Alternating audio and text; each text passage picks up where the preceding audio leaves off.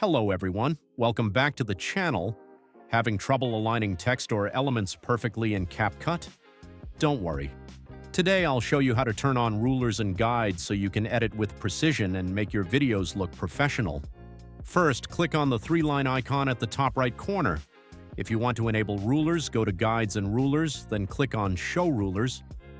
Once enabled, you can easily add guides. And now if you want multiple guides, simply follow the same process again. Now if you want to clear all guides, click on the three-line icon. Then click on Guides and Rulers and Clear Guides. To add a vertical guide, again, click on the three-line icon at the top right corner.